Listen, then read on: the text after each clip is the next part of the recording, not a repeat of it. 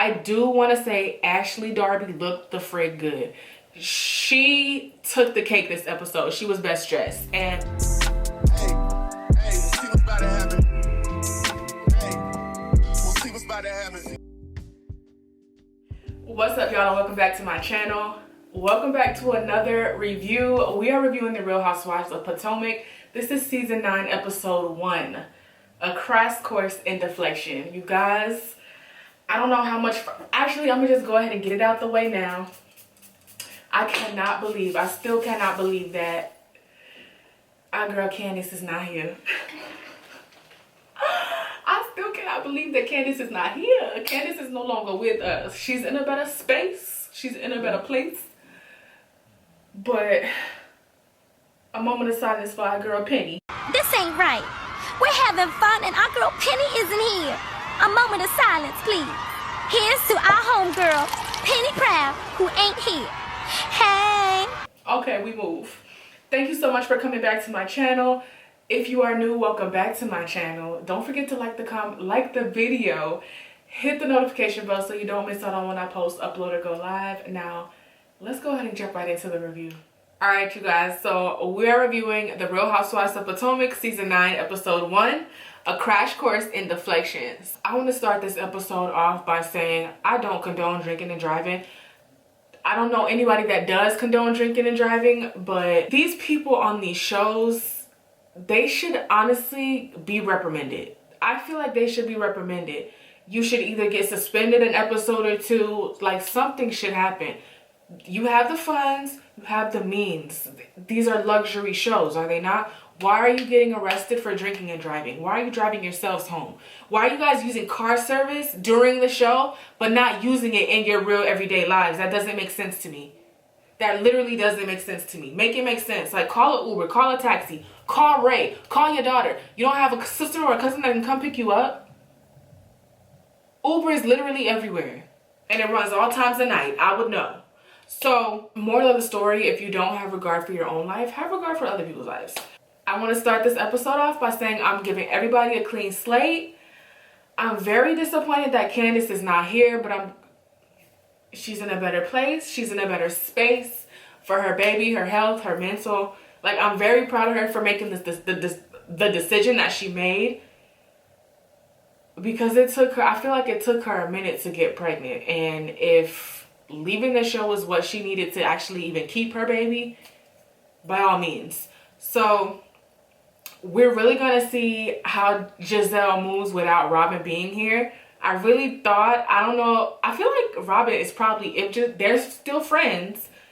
So I feel like Robin would be in there somehow if her and Gizelle are filming a podcast still. So, yeah. I don't understand how Wendy and Gizelle are friends, but we're going to see how that comes up. Because that girl really don't like you, Wendy. Let's get it. Gizelle really don't like you. She really don't like you. But, okay. Everybody gets a clean slate. We're going to move on. So, we start the episode off by Gizelle on the phone with Ashley. She's driving, and it looks like Gizelle got a new car. Because we know she used to drive, I think, a Mini Cooper. But the car she's driving now is fierce. I love it. So, if her style ain't elevating, her cars are. If her style is not elevating, at least her vehicles are. So, she's on the phone with Ashley, and they're talking about Karen. And messy Ashley, you already know, 5head, talking about, this is Karen's second offense. This is Karen's second offense. She had to say it at least 2 times. And, again, yeah, is it messy? It's messy. But at the same time, Karen, you know better. You know right from wrong. Now you have to take these lickings and keep ticking. You know better than to drink and drive. So, I wouldn't be picking on her. But I would definitely let her know, like, bro, what you did is wrong. And I would love to know. You don't have to explain this to me. But I would love to know why you did what you did. Like, I feel like, if anything, Ashley just straight up asked that person. And when they got to Karen's birthday brunch, and Karen was like, okay, well, if anybody has any questions, y'all can ask me. Everybody was on mute. Beyonce challenge. Like I said, Giselle is on the phone with Ashley, and she tells Ashley that she's on her way to check on Karen. And Karen is like, oh, she pulls up to Karen's house, and Karen's like, oh, Giselle, I love this front door service, because Giselle pulls up to the front door. I don't know if she even ever comes over there, but she must meet you at the end of your driveway. Is she even allowed? Has she been allowed on your driveway? Has she even been allowed over there? Okay, because she's like, oh, Giselle, I love this front door service. She knocks on the door, walks her down her steps, opens the car door, closes the car door, and she is driving Miss Karen to brunch. So they go to brunch. I don't remember the name of the place they went to brunch at, but it was very cutesy, very mindful, very demure. So I feel like the waiter that she had, I don't know if this was planned, but it was really cute. I know he was one of the girls.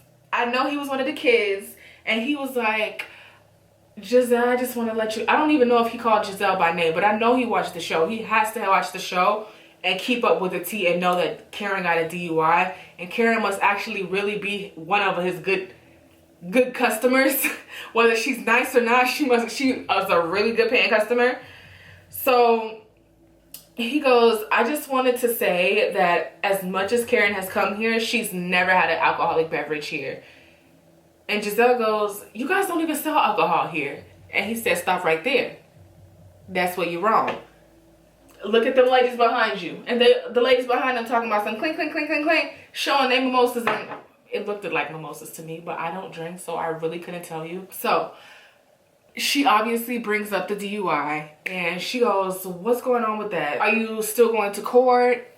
And Karen goes, you can read, aka it's in the papers, and I'm sure you've already read it. You already know what's going on. Stop acting dumb. She didn't say all that, but that's what it was given. Like, as Giselle was talking, Karen's mouth was twitching. She was trying to give Giselle the look of, you might want to stop while you ahead. She took the easy route out and said, Giselle, you can read. And you know this is something that I can't talk about right now because it's an ongoing court case. Thank you. Clock that. So Giselle brings up how Karen's birthday is coming up. Karen's birthday is always around the time, or it always is during the time that they're filming. So this is her 61st birthday. So Giselle is going to throw her a Hatitude party. H-A-T-T-I. Hatitude, like a hat, not attitude. Okay. You got it? Okay.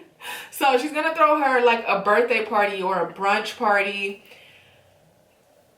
And girl, the people came out. The people came out. The end of the episode is where all the tea was. But also, Kiana wasn't in this episode. I was looking for Kiana this whole episode, and I got to the end, and I'm like, where is Kiana? Where is Kiana at? Where is she at? Where is your scooter? I wanted Kiana to be in the first episode because I was like, I really loved her last season. I was like, and she definitely deserves another chance. Aside from what happened to her, she was really enjoyable. I feel like even NECA deserved a second chance, but I don't know what happened to her, girl. I really didn't even notice NECA was gone, but I was like, where is Kiana at? I was really looking for Kiana because she was really enjoyable, and she's actually somebody that has a business, so, and money, so. But yeah, no. Giselle is going to plan her a party. They disperse, and Karen goes and meets up with some of her new friends. One of them being a boutique owner. I'll place her picture here. The other one is, she just moved back from Philly, and I believe she's separating from her husband because Karen brought up how the girl ain't wearing her rock no more, her diamond. She ain't got that rock no more. So apparently she's going through a divorce, so that's her storyline right there, and she already got a new man who I don't think she has sex with. So I think she might be celibate or whatever it's called. I'll place her picture here if I haven't already. So I think these two girls, if not this girl here, these two, they're going to be really good for the show.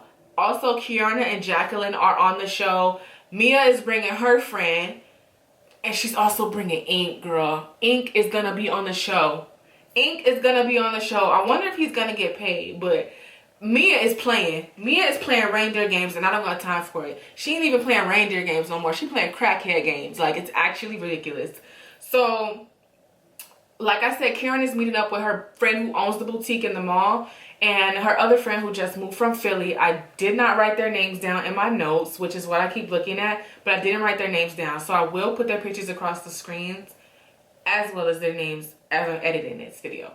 So as she was saying how she's no longer with her husband, her and her husband are separating, I think one of the ladies asked Karen, were they okay? They said, oh, I'm sorry, I didn't think we're drinking champagne in front of you. Are you okay? And Karen was like, yeah, I'm okay. I don't know why you would. Obviously, Karen is freaking delusional. Like, yeah, I'm okay. I don't know why you would think I'm not okay. Because, girl, you got an alcoholic problem. That's why. She tries to downplay it and goes, oh, well, I'm taking a particular medication right now, so I can't even drink on the medication right now. So the medication that I'm on, you know, I can't drink because of the medication. Can't drink. Medication. I feel like you've been on medication and you've been drinking. You just using this as an excuse, and you ain't been supposed to be drinking on the medication to begin with. But okay, we'll let it ride. But she goes, don't worry, ladies, I'll be enjoying libations with you guys very soon. So I'm like, okay, she's obviously drinking on her own time at home. That's just my opinion. We did get a scene with Mia and Gordon. They were in the park. They took the kids to the park. I believe they took them to get ice cream, and they took them to ride scooters in the park. They were talking, and Gordon lives in Mia's building, which is kind of weird because it wouldn't be as weird if Ink didn't live there. I think Ink lives with Mia. Either he lives with Mia or he's there a lot of the time. And Gordon lives like right up the hallway. And Gordon was telling Mia how... Actually, Mia brung up Ink. And she said that Gordon isn't a fan of her and Ink co-parenting with their kids because Ink is not a parent. And I feel like right now, Ink should be nowhere in the picture because the man just moved out of your house. Y'all, I don't know. I feel like she's following her mom's footsteps. She's really not paying attention to her kids, which is really why she was crying when, excuse me, she really didn't think, like, she didn't have her kids at the forefront of her mind, which was really why she was crying towards the end of the episode when they checked her and was like, you really didn't think about your kids when you brought all of this stuff to the TV, pretty much, to the TV. So when they get to the brunch, girl, Ashley is so messy. She brought Karen a bounce back basket full of Uber cards, water bottles, and a paint a birdhouse so she could find something to do other than drink. So all the ladies arrived, and obviously they was talking about Karen. So Wendy gets there. Ashley looked the frig good. Ashley looks really good. Her confessional looks really good. The only thing I keep thinking about is I keep seeing her titties, and I'm just like, these things look like they about to bust. Is you okay? But everybody's confessional looks good except for Karen's friend. Her confessional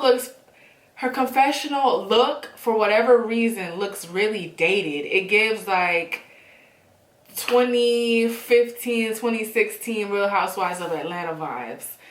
But obviously they're talking about Karen, and Karen appears. They all sit down, they start enjoying, and Giselle brings up the fact that, well, the girls had questions that I couldn't answer, and Karen stops her right there, and she said, well, okay, well, y'all can ask me, because I'm going to just say this right here. I don't want no fake just around me. I want everybody in my crew, one band, one sound. And I don't know, I can't even say what she said verbatim. My army or something like that. And I was just like, so you did something wrong and you want them to clap for you, throw you flowers, and sit down and be quiet pretty much. And don't say nothing about it? No, you committed a crime, actually, and that's not okay, and they should speak up. And when she said who was asking questions, who got questions, where the questions at, everybody was on mute, like I said, and Jacqueline and Mia was the main one talking about, well, Karen has called me and it sounded like she was drunk when we were speaking, which Karen spoke about on Watch What Happens Live. And she said, what do I look like calling Jacqueline out of all people? Why would I call a friend of the show and not a main cast member? If anything, why wouldn't I call Giselle? Why would I call Jacqueline of all people? If anything, why would it, like, that doesn't make sense. That didn't make sense. So obviously Mia was feeding her something, but even when Wendy showed up with her other friend, it didn't seem like her and Mia was even on good terms. Like, they were cordial. They could have, but I didn't even see them hug. So I feel like somehow they start talking about Mia's situation, and that's when Mia storms out crying because Karen and Giselle were saying how, which I do agree with, she wasn't thinking about her kids when all this stuff, the DNA test with Gordon and stuff like that got brung up. You wasn't thinking about your kids. You really wasn't thinking about your kids. And girl, my man done cut the TV up. That was really the episode. I really never review the first episode of any season. I just let the first episode ride because I feel like the first episode is really just getting them back into the swing of things. But the season does look like it's gonna be a good one. I'm definitely gonna give it a chance, especially with Candace being gone. They really should have gave our girl a special, but I digress, and I'm gonna do my best to not say that in every review. So I really think that's all I have to say about this episode. You'll definitely get a more thorough review by the second episode because, like I said, I never really review the first episode of the new season because it's really just, to me, a filler episode and an episode of them just coming back on the scene, getting back into the swing of things. But I do want to say Ashley Darby looked the frig good. She took the cake this episode. She was best dressed, and her and Giselle usually be neck and neck in the can't dress category. So I just want to let that be known. This episode I would actually say it's a solid 7 out of 10. So yeah, that's my episode for the Real Housewives of Potomac season 9 episode 1, and I will see you guys next week for episode 2. Don't forget to like, comment, and subscribe, and I'll see you in my next video. Bye. Hey, we'll see what's about to happen. Hey, we'll see what's about to happen.